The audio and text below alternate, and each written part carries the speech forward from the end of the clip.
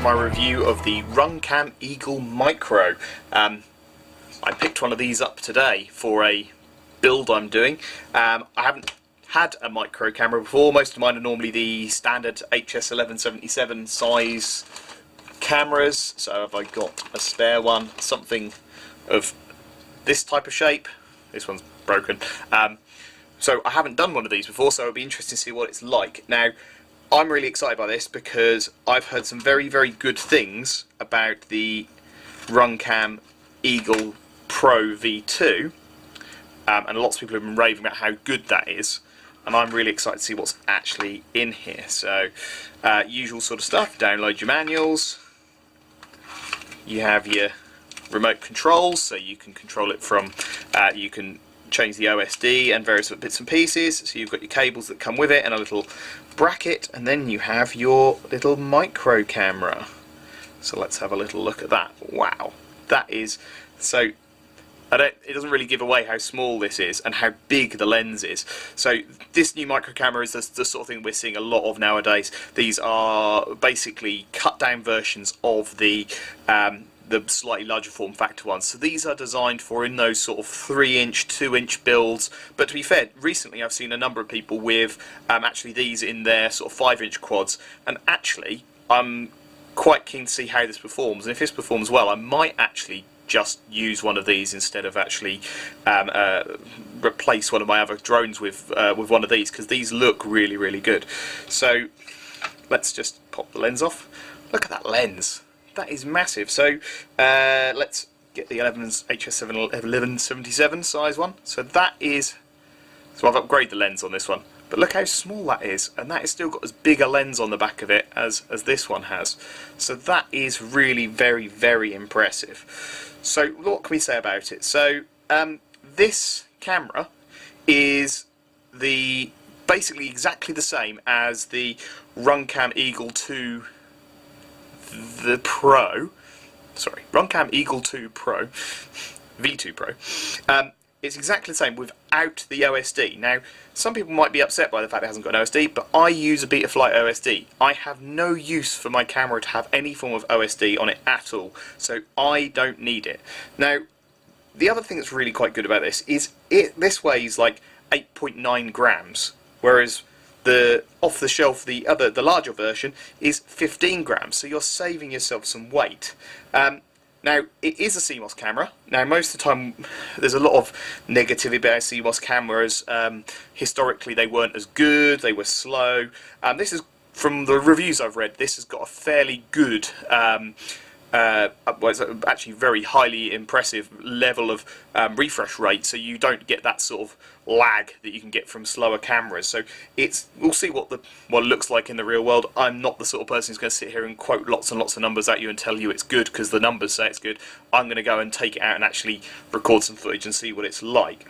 So it is also got a really nice feature that the large version has, which is that it will go from 16:9, so what you would have on your widescreen TV, to 4:3, which is what you would have on your old school 15-inch school TVs that you used to have.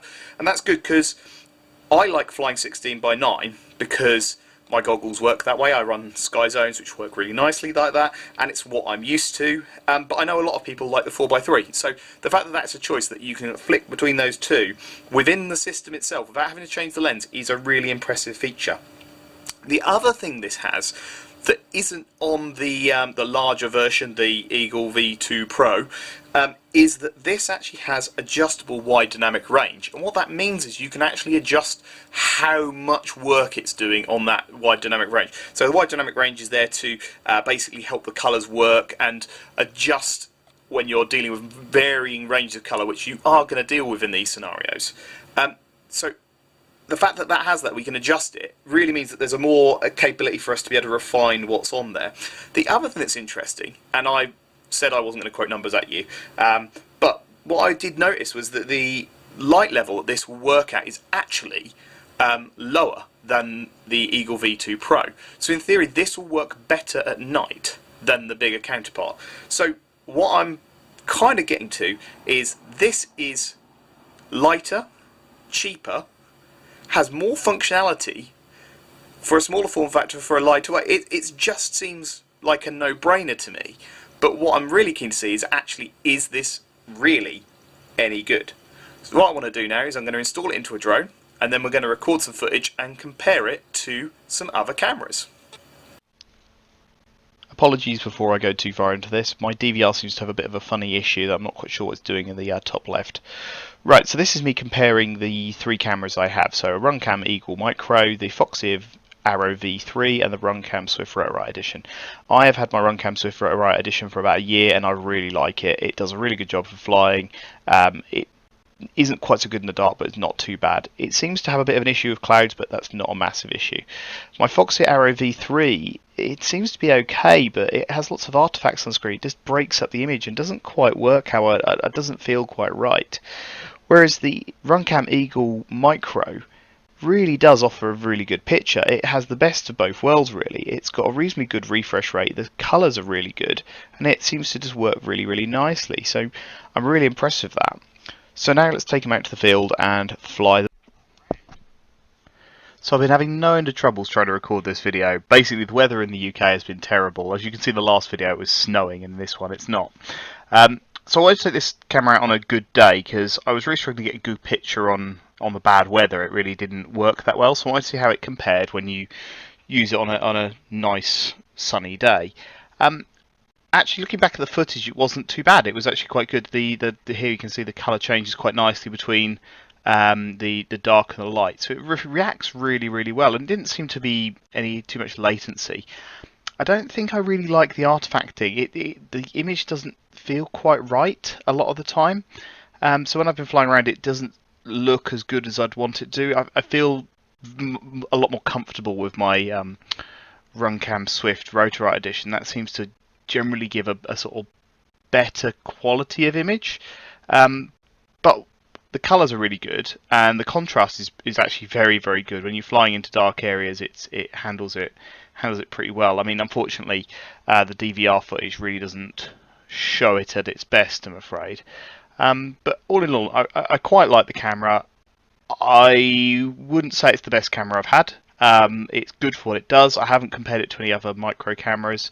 The lens is pretty good. I probably need to spend a bit more time adjusting the settings. I've just wired it up to for doing camera control through Betaflight, so I'm probably going to spend a little bit of time trying to get it right. But it's a good enough camera. It does a good job. It's got some good features in it. And comparing it to the Runcam Eagle 2, it's actually very, very good.